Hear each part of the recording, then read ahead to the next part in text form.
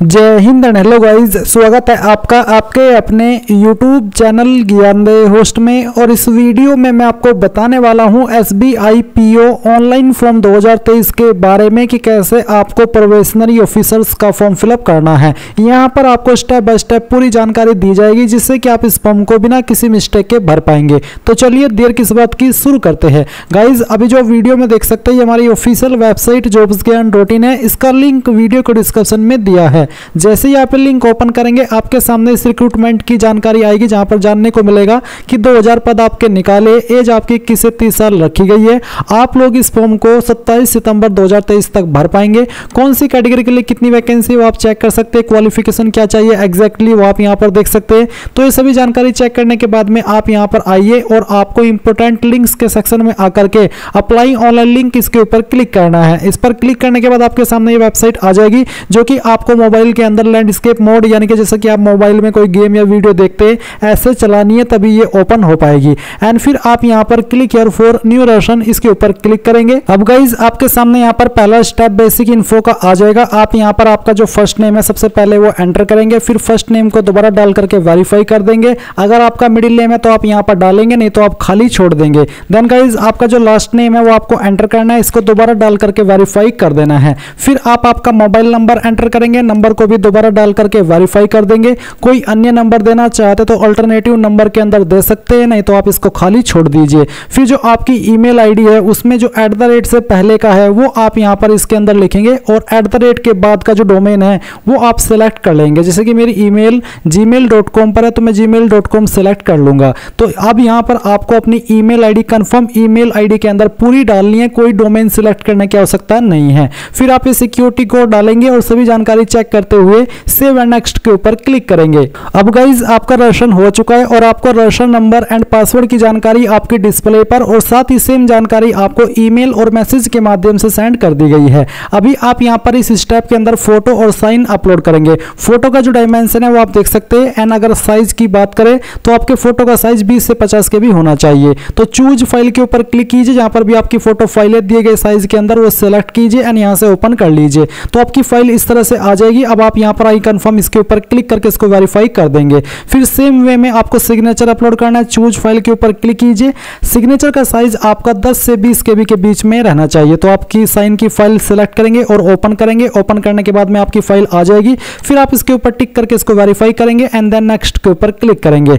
अब आती है आपके सामने बेसिक इन्फो। तो यहाँ पर आपकी कास्ट कैटेगरी कौन सी है वो आपको सिलेक्ट कर लेनी है। जो भी है वो आप यहाँ पर सिलेक्ट कर लीजिएगा। जैसे कि अगर मैं यहाँ पर ST सिलेक्ट करता हूँ या फिर OBC सिलेक्ट करता हूँ तो आपके सामने एक ऑप्शन है सब कास्ट। तो जो भी आपकी सब कास्ट है वो आप यहाँ पर एंटर कर देंगे। जो भी है वो आपको लिखनी है। मैंने एग्जांपल के लिए ये यहाँ पर लिख करके दिखाई है। इसके बाद में एक है कि I confirm that I am in possession. अगर आपके सामने ये एक्टिव है, EWS कैंडिडेट के सामने ये एक्टिव होगा तो आप इसके ऊपर टिक कीजिएगा आपके स्टेटस के अकॉर्डिंग, नहीं तो आप इसको ऐसे ही छोड़ देंगे।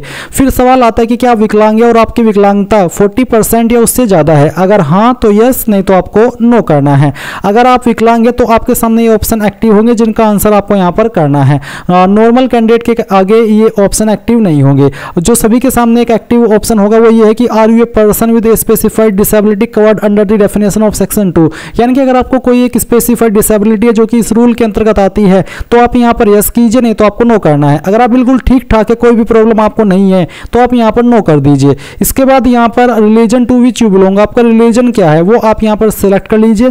फिर क्या आप रिलीजियस माइनॉरिटी कम्युनिटी से बिलोंग करते हैं, अगर करते हैं तो यस कीजिएगा, नहीं तो आपको नो करना है। फिर आपसे अगला सवाल पूछे कि क्या आप एक्स सर्विसमैन है इंक्लूडिंग ECOS SSCOS, अगर हाँ तो यस, नहीं तो आपको नो करना है। इसके बाद गाइस यहाँ पर please mention the number of occasion on which you have applied for the examination for recruitment to probationary officer in SBI। यानी कि आपको यहाँ पर उन ओकेजन के बारे में बताया है जो कि आपने इसमें पहले भी अप्लाई किया है। तो जो कैंडिडेट ने 18/4/2010 के बाद में SBI PO के लिए अप्लाई किया है वो इसमें यहाँ पर काउंट बताएंगे कि कितनी बार उन्होंने इसमें पार्टिसिपेट किया है। अगर आपने प्रीलिमिनरी एग्जाम दिया था तो वो चांस के अंदर काउंट नहीं होगा। अगर आपने मेन एग्जाम दिया है तो फिर वो आपका काउंट होगा। अगर आपने यहाँ पर एक भी इसमें चांस नहीं दिया तो आप यहाँ पर 0 एंटर कर दीजिएगा। इसके बाद में गाइज आएगा do you have record of default in repayment of loans. अगर आप ऐसे कैंडिडेट है तो आप यस करेंगे, नहीं तो आपको नो करना है। फिर फिर do you have adverse report regarding character moral turpitude, अगर आप ऐसे कैंडिडेट है तो यस कीजिए, नहीं तो आपको नो करना है। अगला सवाल आता है कि are you an employee of State Bank of India in the clerical cadre, अगर आप है तो यस कीजिएगा, नहीं तो आपको नो करना है। फिर पूछेगी क्या आप employee State Bank of India in officer cadre, अगर हाँ तो यस, नहीं तो आपको यहाँ पर भी नो करना होगा। Are you an ex employ of State Bank of India and resigned from the bank, अगर आप ऐसे कैंडिडेट है और क्लरिकल कार्डरे पर आपने रिजाइंड किया है तो यस कीजिए, नहीं तो आपको नो करना है। सेम वे में क्या आप एक्स एम्प्लॉय है और आपने रिजाइंड किया है ऑफिसर कार्डरे से, अगर हाँ तो यस, नहीं तो आपको नो करना है। फिर जो आपका पैन नंबर है वो आपको देना होगा, नेशनलिटी आपकी इंडियन रहेगी। इसके बाद में आपका जो प्रीलिम एग्जाम है उसमें आप कौन सी स्टेट को प्रेफरेंस देना चाहते हैं वो आपको सिलेक्ट करना है। उस स्टेट की किस सिटी को आप प्रेफरेंस देना चाहते हैं वो सिटी आपको सिलेक्ट कर लेनी है। देन गाइज यहाँ पर आपका जो मेन एग्जाम है वो आप किस स्टेट में रखना चाहते हैं वो आपको सिलेक्ट करना है, फिर उसकी सिटी को भी आपको यहाँ पर प्रेफरेंस देनी है। देन गाइज यहाँ पर आता है I intend to bring the following ID, आप यहाँ पर इसके ऊपर टिक कीजिए। फिर आपको यहाँ पर एक आईडी सेलेक्ट कर लेनी है, जो भी आईडी आपने सेलेक्ट किया उसका नंबर आप यहाँ पर भरेंगे। फिर आपको यहाँ पर आपकी डेट ऑफ बर्थ की जानकारी देनी है, पहले डे सेलेक्ट कीजिए, फिर मंथ और उसके बाद में ईयर। फिर गाइज जो आपका जेंडर है वो आपको सेलेक्ट कर लेना है, क्या आप जुड़वा भाई बहन है, तो अगर आप है तो यस कीजिएगा, नहीं तो आपको नो करना है। और इसके बाद में मैरिटल स्टेटस आपको बताना होगा, जैसे कि मैरिड अनमैरिड जो भी स्टेटस है वो आप यहाँ पर सिलेक्ट कर लीजिए, यानी कि उसके ऊपर टिक कर दीजिए। फिर आपको यहाँ पर आपके फादर का फर्स्ट नेम एंटर करना है, आपके जो फादर का मिडिल नेम है वो डालना है, और अगर नहीं है तो खाली छोड़ दीजिए। फिर आपको यहाँ पर आपके फादर का लास्ट नेम एंटर करना है। देन आपको यहाँ पर आपकी मदर्स यानी कि माता जी का जो फर्स्ट नेम है वो एंटर करना है, फिर मिडिल नेम और फिर लास्ट नेम। इसके बाद आता है एड्रेस फॉर कोरेस्पोंडेंस यानी कि प्रेजेंट एड्रेस, तो आप अपने एड्रेस का जो पार्ट है थोड़ा थोड़ा करके तीनों लाइन के अंदर लिख देंगे। डिस्ट्रिक्ट आपकी जो है वो डिस्ट्रिक्ट आप यहाँ पर खुद से एंटर करेंगे, स्टेट आपको सेलेक्ट कर लेनी है और अपना पिन कोड फिर आपको यहाँ पर डाल देना है। इसके बाद में क्या आपका परमानेंट एड्रेस और कोरेस्पोंडेंस एड्रेस यानी कि प्रेजेंट एड्रेस सेम है, अगर हाँ तो आप यहाँ पर टिक कीजिए, अगर नहीं तो आप अनटिक कर दीजिए। फिर किस एड्रेस के ऊपर आप अपनी एप्लीकेशन फीस की जीएसटी इनवॉइसिंग सेंड कराना चाहते हैं वो आप यहाँ पर सिलेक्ट कीजिए and then save and next के ऊपर क्लिक कीजिए। अब आपके सामने यहाँ पर क्वालिफिकेशन की जानकारी आ जाएगी, तो जो आपकी क्वालिफिकेशन है वो आपको कैसे भरनी है वो आप यहाँ पर जान लीजिए। तो यहाँ पर आपके सामने ग्रेजुएशन फर्स्ट और इक्विवेलेंट का ऑप्शन है, अगर आप अभी कर रहे हैं तो आप अपीयर्ड के ऊपर क्लिक करेंगे, और अगर आप अपने पास कर लिए तो आप पास सेलेक्ट कर लेंगे। फिर आपका जो डिग्री है वो इनमें से कौन सा है, अगर इनमें है तो यहाँ पर खुद से सिलेक्ट कर लीजिए, नहीं तो आप अदर्स के ऊपर क्लिक करके उसको जो भी आपकी क्वालिफिकेशन का नेम है वो यहाँ पर दे देंगे। तो मैं यहीं से सिलेक्ट कर लेता हूँ। इसके बाद आता है नेम ऑफ इंस्टीट्यूट कॉलेज, आपको यहाँ पर आपके इंस्टीट्यूट या फिर कॉलेज का नाम एंटर करना है, जहाँ पर भी आपका कॉलेज है, सॉरी जो भी आपके कॉलेज का नेम है वो आप यहाँ पर एंटर कर दीजिएगा। तो मैंने इसको एंटर किया। इसके बाद में पैलेस ऑफ इंस्टीट्यूट कॉलेज, तो कहाँ पर आपका कॉलेज या फिर जो इंस्टीट्यूट है वो स्थित है उसका नाम आप यहाँ पर एंटर करेंगे, यानी कि आपको पैलेस का नाम देना है। फिर कब आपने पास किया वो डेट और फिर जो आपका मंथ है और फिर इसके बाद में जो ईयर है वो भी आपको यहाँ पर सिलेक्ट कर लेना है। इसके बाद में गाइज यहाँ पर आपके सामने आएगी परसेंटेज, तो परसेंटेज कितनी है वो डाल देनी है एंड फिर आपको क्लास सिलेक्ट करनी है। अगर आपकी परसेंटेज 60+ है तो आप फर्स्ट क्लास के अंदर आएंगे। इसके बाद इंटीग्रेटेड डबल डिग्री अगर आपके पास है तो आप यहाँ पर बताएंगे कि पास कर चुके हैं या फिर आप अपीयर्ड है। इसके बाद आपको यहाँ पर बताना कि किस स्ट्रीम के अंदर है और बाकी की जानकारी ऐसे ही भरनी है जैसे कि अभी आपने ग्रेजुएशन फर्स्ट की जानकारी भरी है। कोई आपके पास पीजी डिग्री है तो सेलेक्ट कर लेंगे, प्रोफेशनल क्वालिफिकेशन है तो वो भर देंगे, अदर्स है तो आप यहाँ पर उस क्वालिफिकेशन का नाम दे करके बाकी की जानकारी ऐसे ही भरेंगे जैसे कि अभी आपने डिग्री की जानकारी भरी है।